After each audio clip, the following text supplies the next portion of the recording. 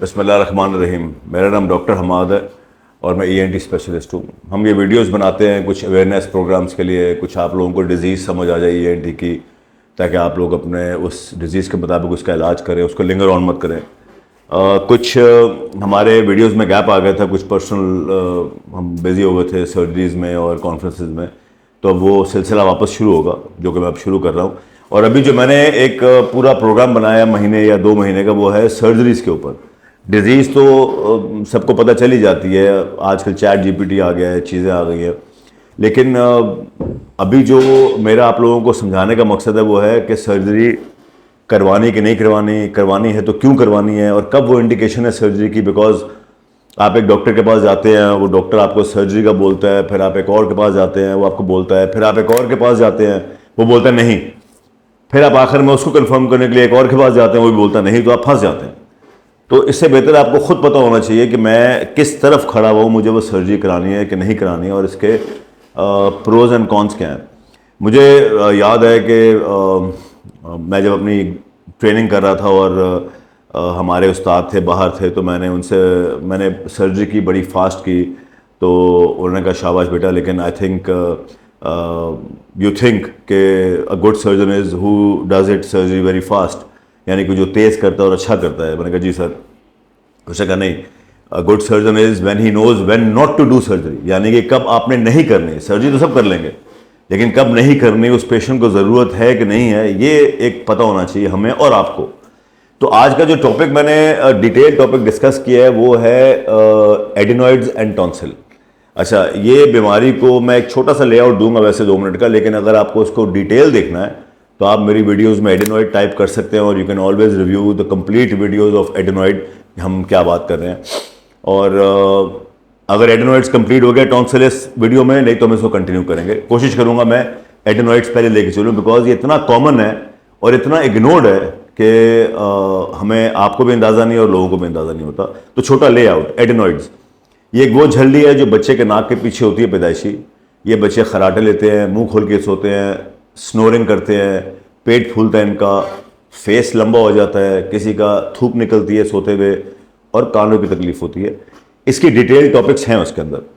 ये एक surgical matter है। आप किसी जीपी के पास जाते हैं और उनको सब बताते हैं, वो कहता है जी एलर्जी है, दवाइयाँ देते रहते हैं, और 14 साल में ये रिग्रेस हो जाता है, और जो ख़तरनाक इफेक्ट्स इसके होते हैं, जिस तरह एस्थमा, कानों की वो चीज़ें ख़राब होना, तो वो हो जाती हैं। तो प्लीज़ मेरी एडवाइस है कि ये मेरी वीडियो के बाद आप एडिनॉइड लाजमी सुनिएगा कि वो डिजीज़ क्या है।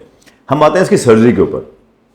आप एक बच्चे को जब लेके जाते हैं किसी ईएनटी के पास, और आप उससे कंप्लेन करते हैं कि जी मेरे बच्चे की स्लीप ख़राब हो गई है, मेरे बच्चा जो है वो एलर्जी बहुत हो रही है, तो हम उसको, मैं कैसे कैटेगराइज करता हूँ। सबसे पहले मैंने देखता हूँ कि बच्चे को सिर्फ एलर्जीज हैं कि और भी सिम्टम आ गए। अगर सिर्फ नाक का रेशा आ रहा है तो इसका मतलब एडिनॉइड 25% है। मैं उसके एक टेस्ट कराता हूँ, आईजी लेवल कराता हूँ, उसको मैं कंट्रोल करता हूँ। मेरे पास सालाना इन वैक्सीन आती हैं इसकी, हम लगाते हैं और बच्चा ठीक होना शुरू हो जाता है। अनटिल अनलेस अगर माँ मुझे शिकायत करे कि ये मुंह खोलना शुरू हो गया और ये खराटे देना शुरू हो गया। खराटे का मतलब है कि एडिनॉइड बड़ा है और उस जगह से हवा नहीं जा रही और वो आवाज़ निकाल रहा है, क्योंकि जगह छोटी हो गई है नाक की। और जब वो फूल जाता है तो उससे क्या होता है कि वो हमारे कानों में प्रेशर पड़ता है और कान से रेशा निकलना शुरू हो जाता है। तो वो एक लंबा प्रोसेस है।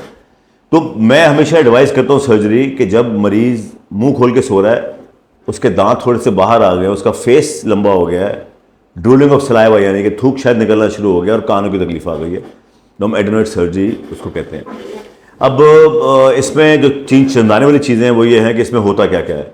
सबसे पहले फ़ायदा, अल्लाह ताला ने 2 किस्म की डिजीज़ बनाई हुई है। जिस तरह मैं आपको बताया कि प्यास अगर लगे तो लोग पेप्सी भी पीते हैं, लोग रूह अफ़ज़ा पीते हैं, पता नहीं क्या क्या पीते हैं, लेकिन पानी का नियम बदल नहीं है, पानी ही असल प्यास बुझाता है। इसी तरह कुछ डिजीज़ ऐसी हैं जिसका दवाई नहीं है उसका इलाज ही सबसे अच्छा और बेहतरीन सर्जरी है।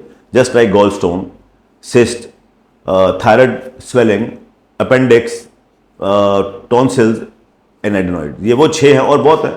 ये वो 6 हैं जिसकी दवाई खा के कोई फ़ायदा नहीं होगा। आप सिर्फ पैसे ज़ाया करेंगे, सेहत ज़ाया करेंगे, और बस, और वही डिजीज़ वहीं की वहीं रहेगी।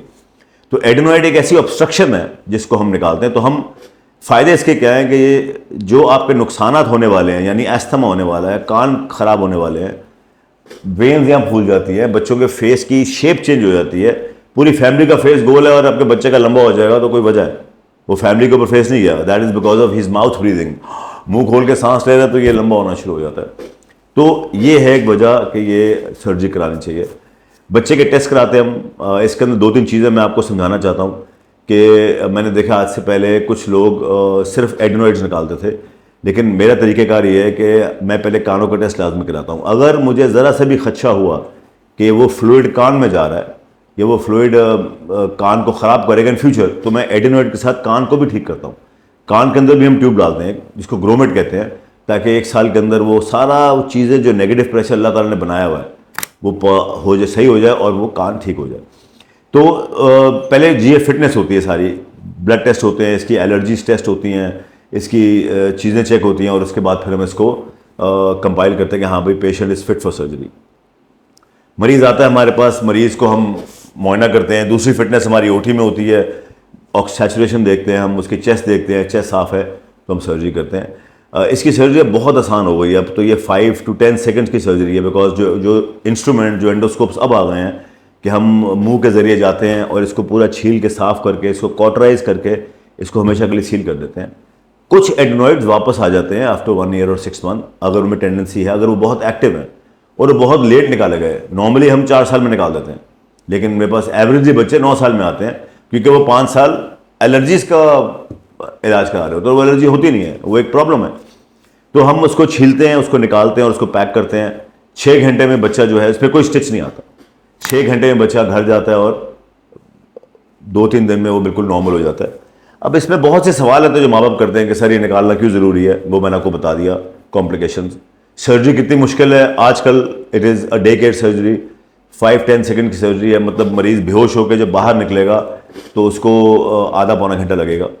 कोई ब्लीडिंग नहीं है, बहुत स्लाइट, कोई स्टिच नहीं है इसके अंदर, बच्चा बेहतर ही होगा। और उसके बाद फिर हम बच्चे को थोड़ा स्पोर्ट्स में डालते हैं। मैं जब ये बच्चा ठीक हो जाता है उसको खेलने कूदने पे, उसको स्किपिंग पे, रनिंग पे प्रमोट करते हैं, ताकि वो जो सांस रुका हुआ था, इसका जो पैसेज जो टाइट हो गया है वो सांस लेने से खुलेगा। ये अल्लाह ताला ने सिस्टम बनाया हुआ है, सांस जाता रहेगा अपनी जगह पे वापस आ जाएगा, वरना वो छोटा हो जाएगा। अब उसमें से कुछ माँ बाप हमसे सवाल करते हैं कि सर इसकी पोस्ट ऑप क्या केयर है।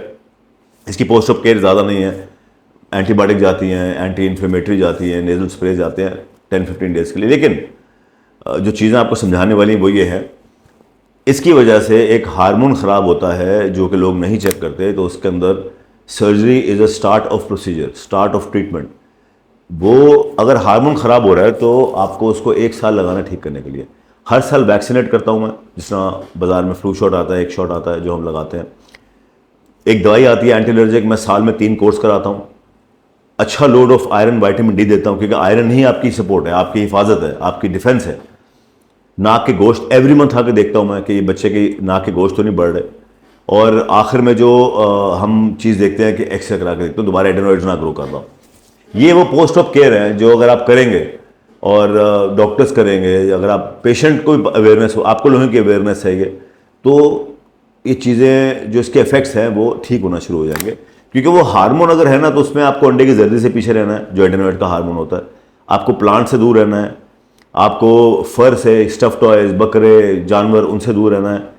थोड़ा सा इसमें एक्स्ट्रा सॉल्ट जो आजकल हमारे चिप्स वगैरह में होता है बाहर के, वो हम थोड़ा बंद करते हैं। फूड कलर बंद करता हूँ मैं। और अगर कान के ट्यूब डली हो तो पानी का हर काम, यानी तालाब में नहाना, बारिश में, स्विमिंग पूल में, ये सब मैं रोक देता हूँ। तो बच्चा अगर ग्रो करता है और कंप्लीट हो जाता है।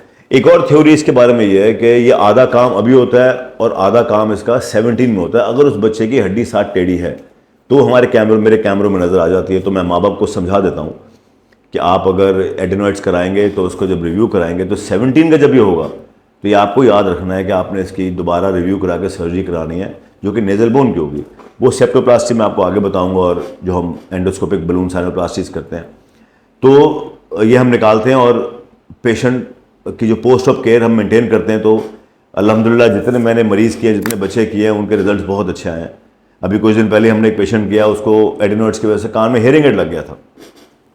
मैंने उसके एडेनोइड निकाला, ट्यूब डाली, तो नॉर्मली 6 महीने में रिजल्ट आता है, उस बच्चे का 1 महीने में रिजल्ट आ गया कि उसका हेयरिंग एड छूट गया और वो सुनना शुरू हो गया। मगर वो ट्यूब को अंदर रहना है, वो निकल गई ना, जो अगर माँ ने मेहनत नहीं की या बाप ने उसको तवज्जो नहीं दी तो फिर रीडू पे रीडू होता।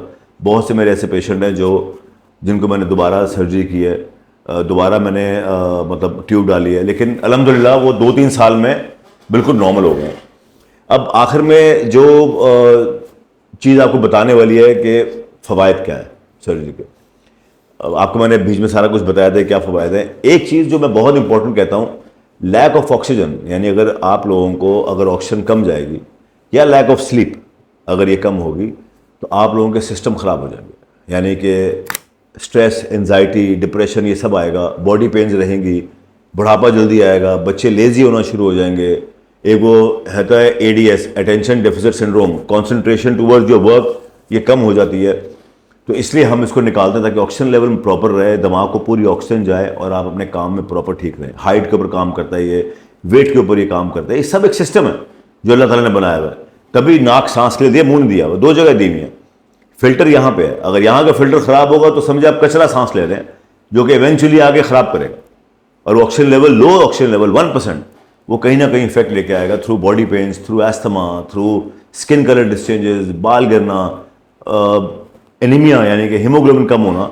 बहुत बड़ी वजूहत है, लोग एनीमिया की वजह ढूंढते हैं कि सर इसका खून कम हो रहा है, क्यों हो रहा है?